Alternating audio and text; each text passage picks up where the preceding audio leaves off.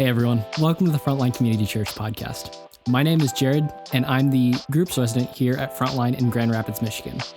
Our mission is simple, to see 0 people unchanged by Jesus. And so whether you've been following Jesus your whole life or your journey has just begun, we hope that this message will help you draw near to the person of Jesus, be challenged and encouraged by his word, and be moved to action.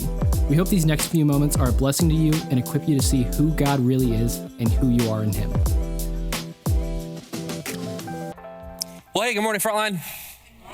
Good to see all of you. It's good to have you also if you're joining and watching online. I don't need a show of hands, but what I'm curious about in the room is how many of you have ever actually been a victim of a crime? I was actually a victim of a crime years ago. It was about 6 or 7 years ago. Shannon and I had just bought a house. It was definitely a fixer-upper. That's what it qualified as, which meant I spent a lot of time at Lowe's, which is convenient for me because it's right there. So Shannon was scrolling on Marketplace, and she found this posting that caught both of our attention. It was somebody selling some Lowe's gift cards. Normally, alarm bells go up in both of our heads of like, proceed with caution, move slowly. This is probably a scam. But we started looking into it. We were messaging back and forth. The person seemed really forthcoming, really honest, very likable. Kind of built some trust. And so what I said is, I am not going to get scammed. That's what I vowed. Famous last words. I said, I'm not going to get scammed. So I'm going to meet this person at Lowe's. So I met this guy at Lowe's. He showed up.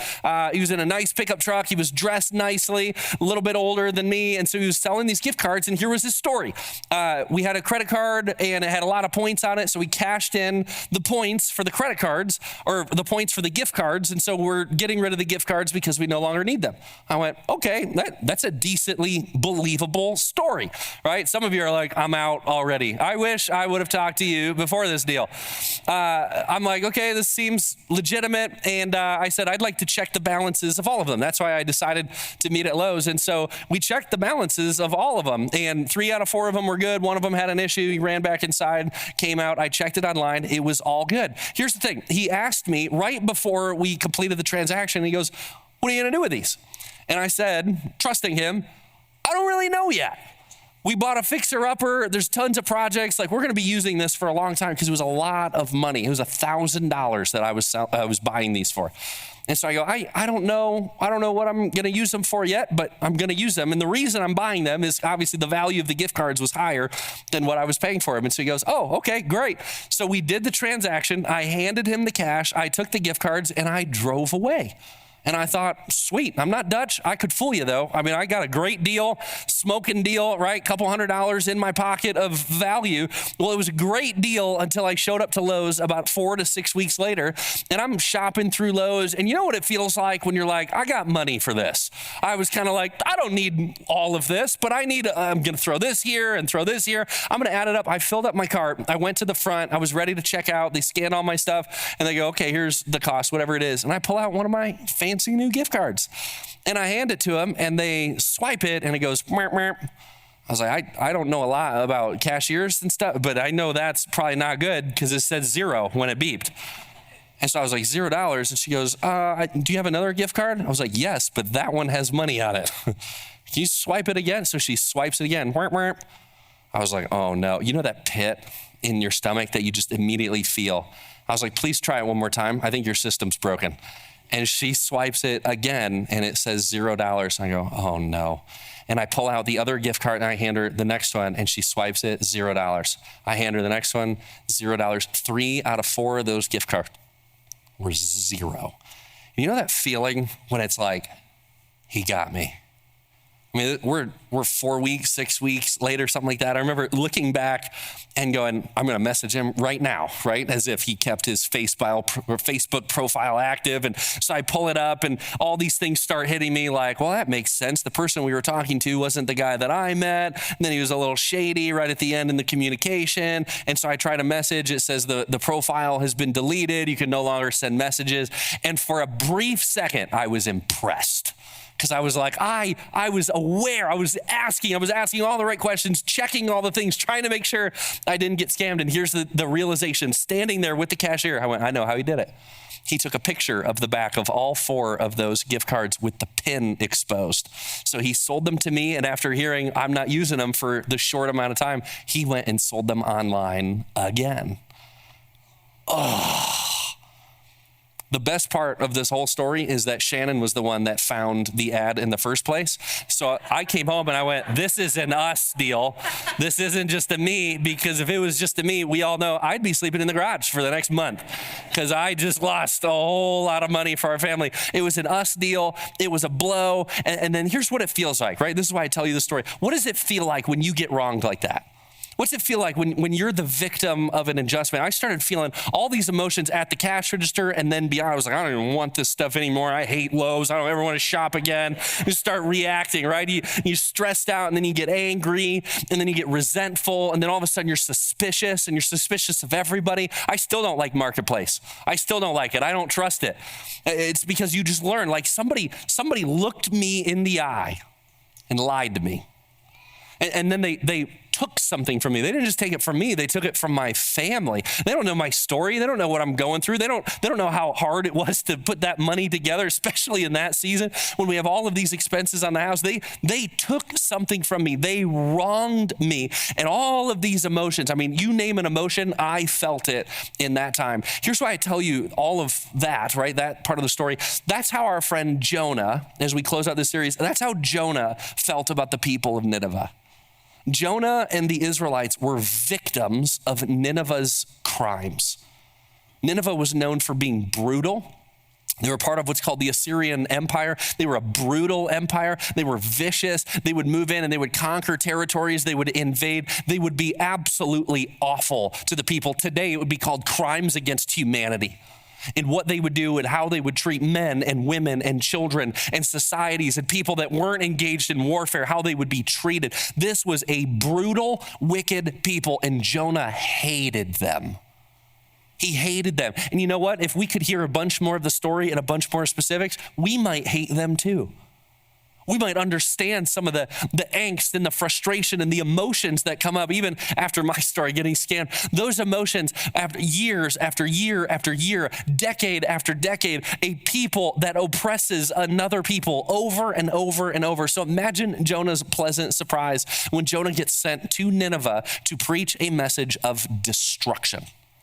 When Jonah shows up, right, I can imagine him saying, finally, this people is going to get what they're owed. Finally, justice is going to come full circle. Finally, this people is going to perish because of what they've done to me, what they've cost my people. Finally, things are going to be made right. And so Jonah goes all throughout the city and he proclaims the message that God gave him, which is 40 more days and God is going to destroy you. Can you imagine how frustrated, how angry Jonah must have been when he sees the heart change that actually takes place in his arch enemies, when their hearts actually soften towards God, when their hearts actually repent, when the whole city declares we're in a season of fasting. Take off all your fancy clothes, fancy jewelry. We're going to put on sackcloth, burlap. We're going to cover ourselves with dirt and sand and ash, and we're going to sit and we're going to demonstrate outwardly what our hearts are demonstrating inwardly is that, God, we have wronged you. We have sinned against you. We are wicked and we are owning it and we're repenting. In fact, we're asking God, would you give us mercy? Maybe God won't destroy us if we humble ourselves and lower our hearts and lower our postures before the almighty God that Jonah just described. Maybe God will relent, and that's exactly what happened. God did not bring about the destruction that he had promised. Well, Jonah short circuits. He loses it. This is the moment that he had been waiting for decades. They're finally going to get what's coming. And then God relents. And the text says, but to Jonah, this seemed very wrong. And God asks him, is it right for you to be angry, Jonah? Is it right for you to be upset? And here's Jonah's response. This comes in chapter 4, verse 5. Jonah had gone out and he sat down at a place east of the city. There he made himself a shelter, sat in its shade, and waited to see what would happen to the city. This is such a funny part of the story. Jonah does not engage in God. They're almost having a conversation at this point. And Jonah's response to God is this: I'm not talking to you. I'm going to come over here. I'm going to set up my lawn chair. I'm going to sit down and I'm going to stare and I'm going to outwait you, God, because they're wicked and they deserve to be destroyed. So please send the asteroid now. That's what I read. That's the David Standard Version. He sits down and I just picture, he crosses his arms going, do it. I'm ready. The guy wants to watch 120,000 people burn. He's upset. And so he sits there and he's waiting. He's waiting, saying, God, do it. And then the text continues here. Go ahead and go to the next one. Then the Lord provided a leafy plant and made it grow up over Jonah to give shade for his head, to ease his discomfort. Interesting word. And Jonah was very happy about the plant. That is my favorite line in the entire book of Jonah. That Jonah, who's throwing a tantrum like my toddler, right? Stomps his foot, crosses his arms and says, no, I don't like this. But God's generous. God's nice. God brings about this plant and he grows this plant and the plant provides shelter and shade. So Jonah's in the middle of the desert. He's perched up high and he's watching and he's waiting for God to destroy this city, but it's hot. It is hot. We were talking as a teaching team, right? We're part of a Zero Collective, so we have multiple pastors that all gather every week. And we talk about the same text together as we get ready. And what one of them said is he had read somewhere that it could be like up to 124, 125 degrees. That's how hot it was. So Jonah's hot and he builds himself a shelter and he's hiding underneath the shade and he's waiting for God to destroy the city. And he's just waiting and waiting. And God says, I'm going to be nice to Jonah. I'm going to allow this plant to grow up over his head and I'm going to bring ease to the discomfort that he is experiencing. So it has a dual meaning here. There's a physical discomfort that Jonah is experiencing from the heat. It's hot. He's tired. He's exhausted. Being this angry for this long is tiring, right? Some of us know that. So Jonah has a physical tiredness, a physical faintness that comes from the heat and the sun and the wind. He's tired and he's winded and God gives him relief for this discomfort. But there's also a deeper level of discomfort, isn't there? This isn't just physical for Jonah. This is spiritual. There's something else that's going on under the surface that Jonah has arrived at the conclusion that God is not being fair. God is not being just, that God is allowing his enemies to walk away and to get off for free. And Jonah, to him, that grieves his soul. This is wrong. For Jonah to say this is not right, Jonah meant it on the deepest level possible. God provides this shade that comes through a plant and he eases Jonah's discomfort, not just physically, but also spiritually. And then the text continues here. But at dawn the next day, God provided a worm. I want you to catch this. God provided. The next day, God provided a worm, which chewed the plant so that it withered. When the sun rose, God provided, yet again, a scorching east wind, and the sun blazed on Jonah's head so that he grew faint. He wanted to die, and he said, it would be better for me to die than to live. Jonah, welcome to the roller coaster of emotions. Can anybody else relate to Jonah here? In my family, this is me. I play that role. I have high highs and I have low lows. Jonah goes from my favorite verse in the entire book of Jonah, and he was happy about the plant. He's at the top. He loves this plant. He's admiring the plant. He's grateful for the plant. And the second the worm shows up and the heat and the wind that comes and it's just pressing on him and crushing him, Jonah says, just kill me. I hate this. I don't want to play your game anymore, God. I'd rather just watch you destroy this city. So here's Jonah's plea. God, either they die or I die. Just kill me now. It's an interesting response, isn't it? But God's doing something on purpose. The word God provided is significant. Because just like God provided the plant to ease his discomfort, God also provided for Jonah in a variety of ways that led up to this moment right now. If you remember the beginning of the book, God said, Jonah, I'm calling you to go to Nineveh. I'm calling you to go to your arch enemy. And Jonah says, no, I don't want to go. Jonah ran the opposite direction, and it said God provided a great wind that came over the sea. God provided a storm, an opportunity for Jonah to come back to God. And Jonah said, nope, not doing it. So Jonah gets thrown overboard. And as he's in the water, as he's looking at his impending doom, the waves are crashing over him. He's treading water. He's trying to stay alive. God provides what? A fish.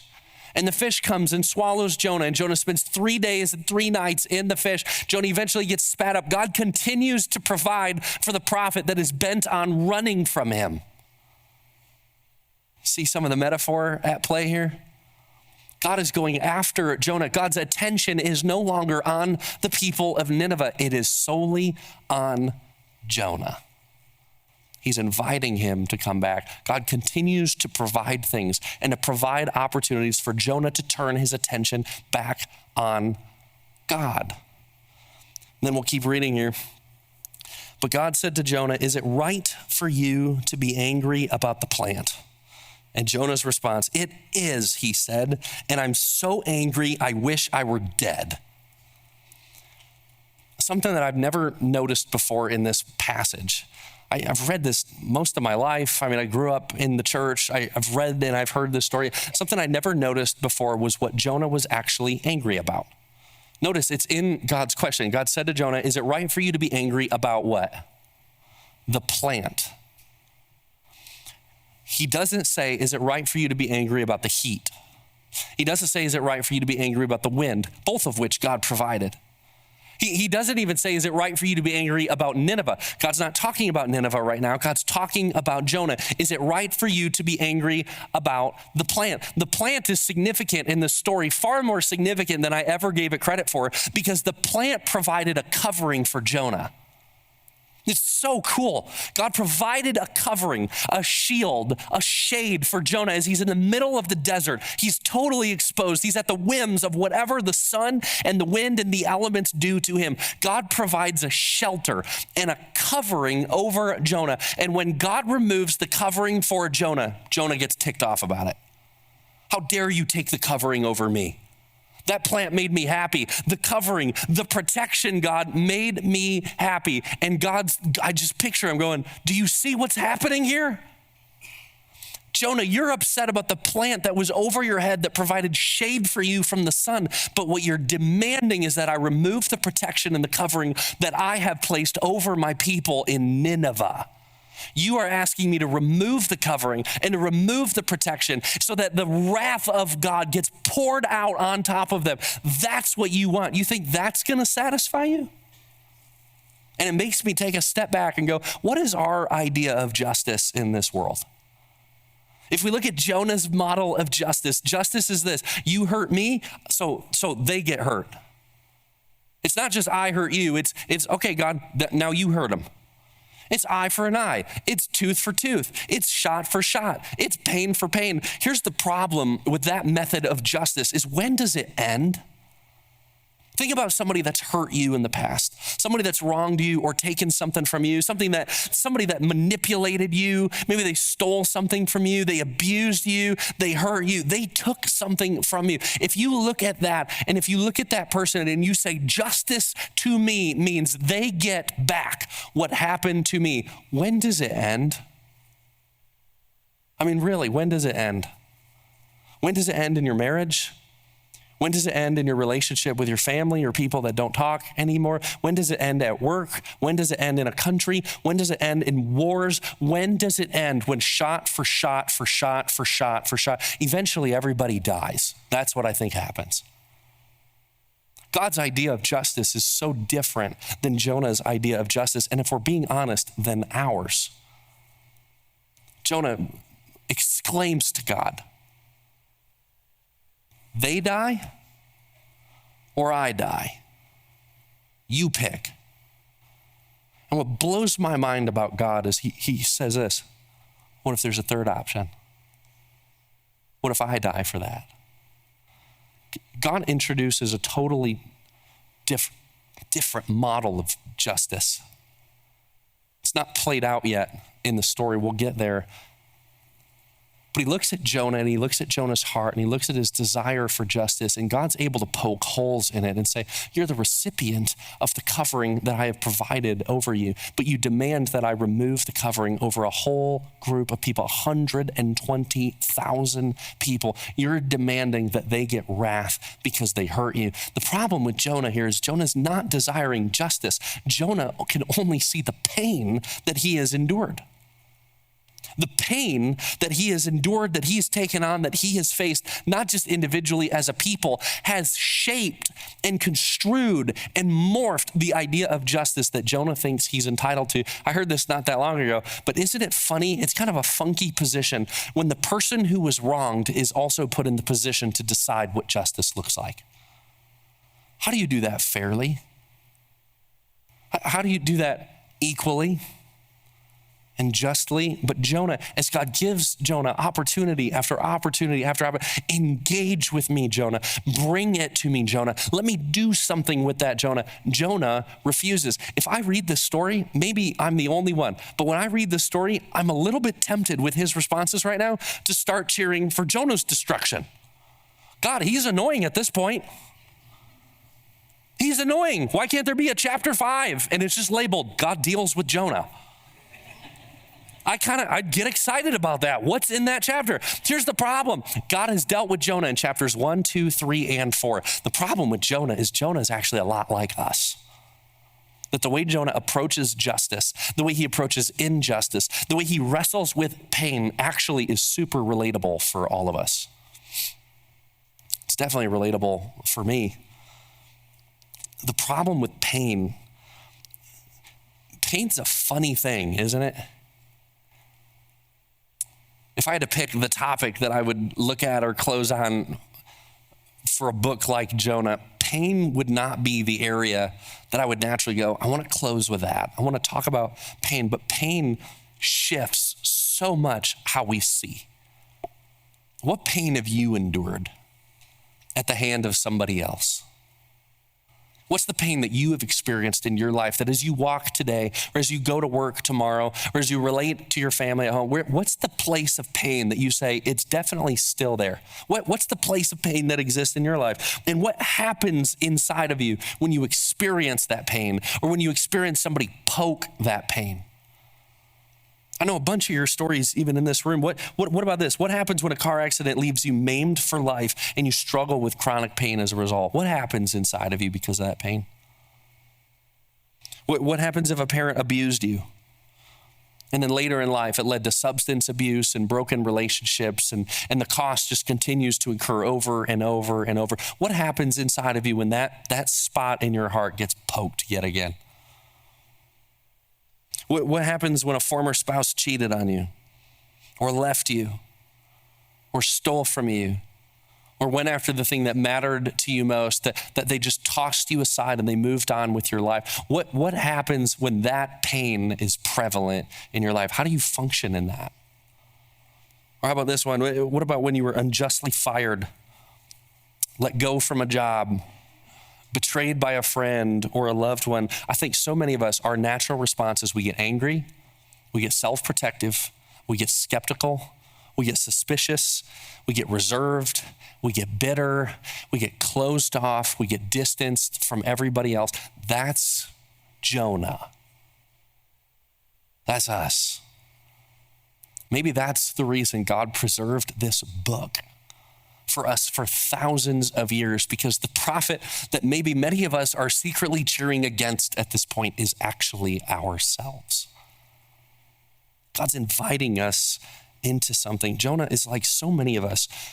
And I think even if you're a church person, if you're a Jesus follower, if you've been around a church for a while, like you might arrive at the conclusion logically that God's way is better, that God is right, that God is just. You may arrive there, but deep down you go, it's just hard to stay there though.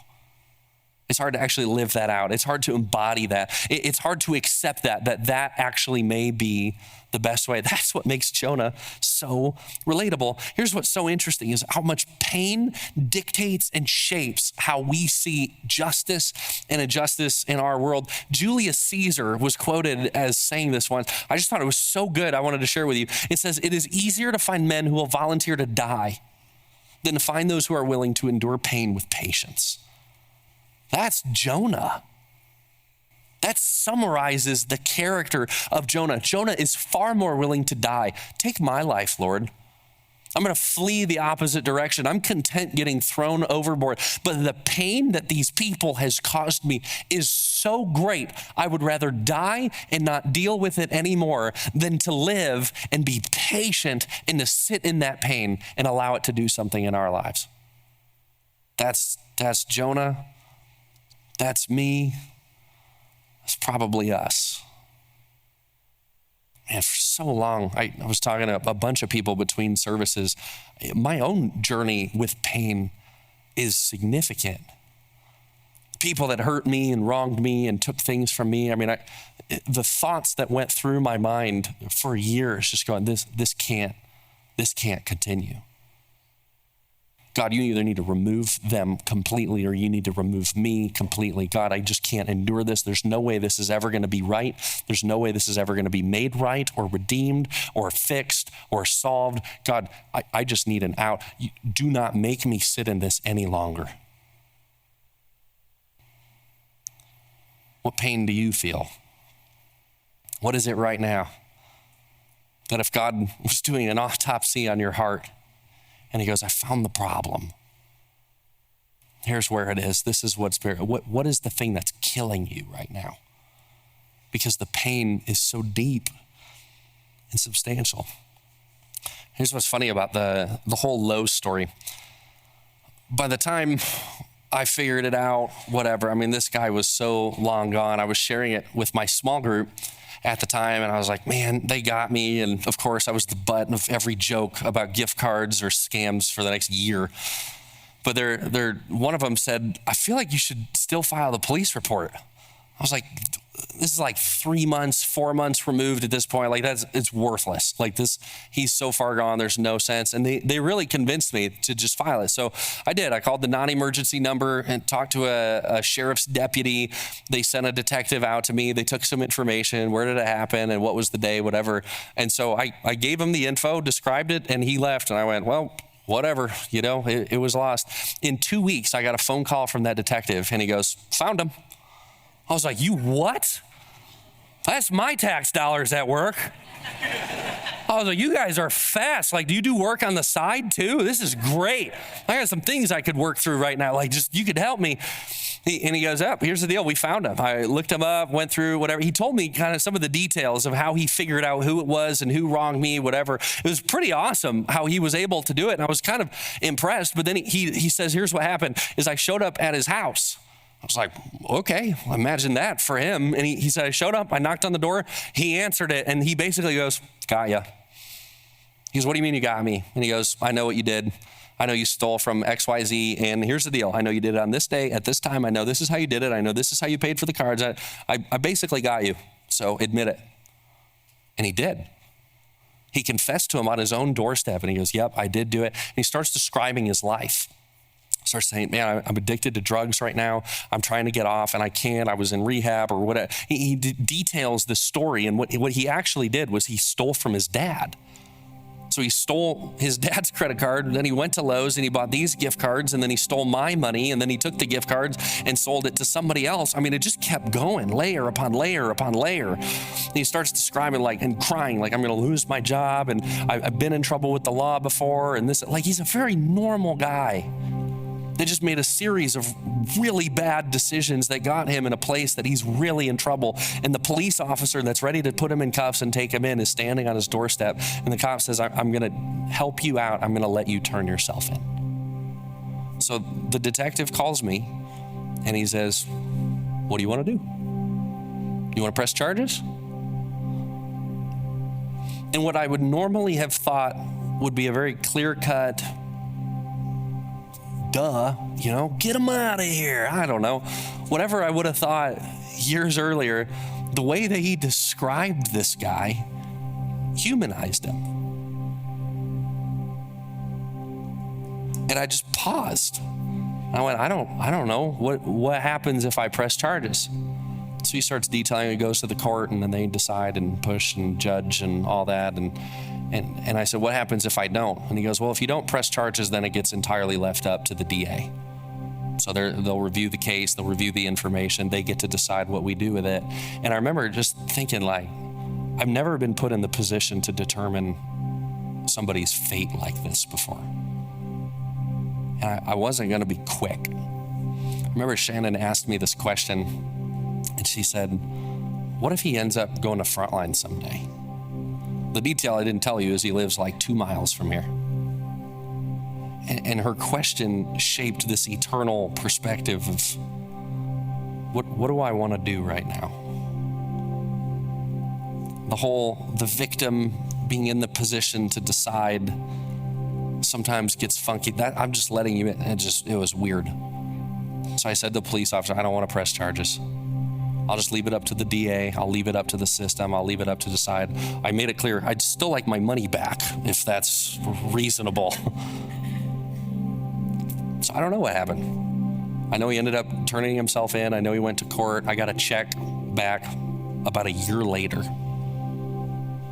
But knowing what I know now, I'm so glad I made the decision that I did. Here was the perspective, is I just laid it back at somebody else's feet who's a third party, who's in a right position to decide and a right position to judge. It's the same thing that God asks us to do. God said, you don't need to impose your own justice. You bring that injustice to me. You ground it.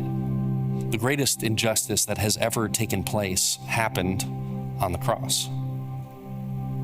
You see a perfect Savior, the Son of God, so moved by love for us, for the world, for those that rejected him, that he laid down his life. He was nailed to a cross. The nails were driven into his hands and his feet.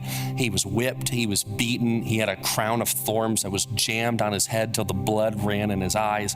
He was hoisted up, and he was shamed, and he was mocked, and he was ridiculed. And as he hung there, he looked at all of us.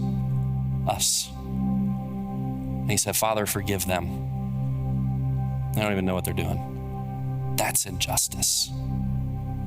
And the injustice of the cross frees us from imposing our own justice. That's what God invites us to do. It's so hard to do.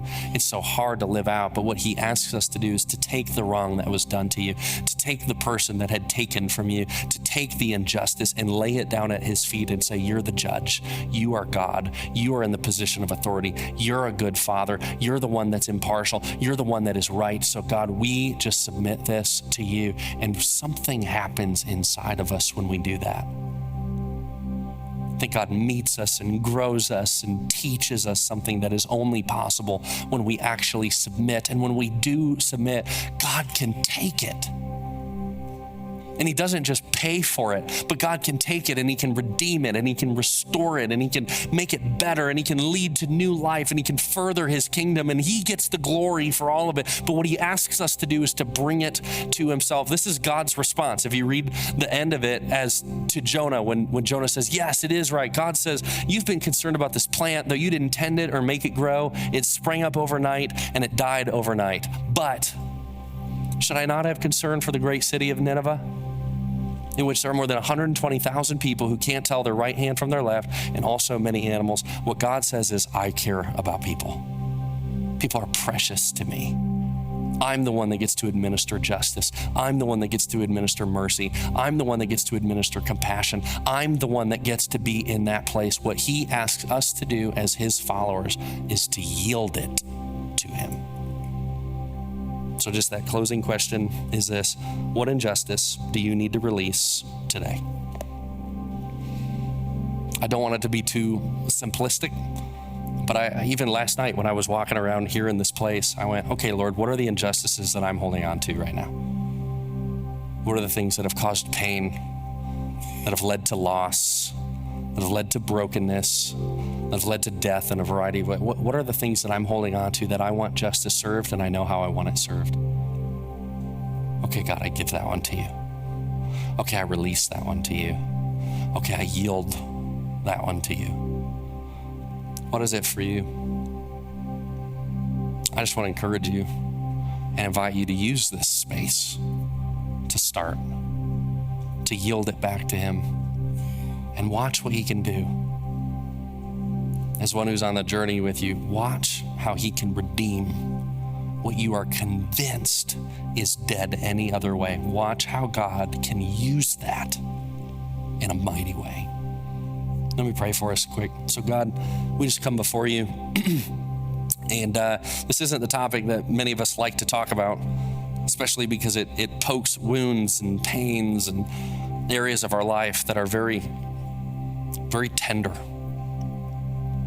So God, whatever injustice is at play in our lives, wherever we feel wronged right now, wherever we feel taken advantage of right now, whatever it is that we have a hard time letting go of, I pray, Lord, that you would give us the courage and the boldness and the strength that we need to forgive that person, but not just forgive that person for the wrong, but yield what justice actually looks like back to you. I pray, Lord, that as difficult as that may be, that you would lead us through that process, that you'd surround us with other people who can walk with us through that process. I pray that you would redeem the things that have been broken, that you would redeem the things that have gone undealt with, God, many of us for decades. I pray that we would steward our pain well. I pray that we would submit that back to you. And I pray, Lord, that we would trust you in that process. So God, right now, whatever it may be, I pray that we would each take turns, maybe individually sitting in our seat, maybe as an act of worship, that we would lay that down and we would say, God, here's the injustice that I surrender to you. Here's the person that has wronged me that I surrender to you. And God, I pray that we would experience the freedom that comes from doing that. We love you. We thank you. We pray this in Jesus' name. Amen. We hope this message encouraged you in seeing who God is and who you are in him. If you want to take a next step, visit frontlinegr.com/next. We look forward to connecting with you there, and we'll see you back here next week.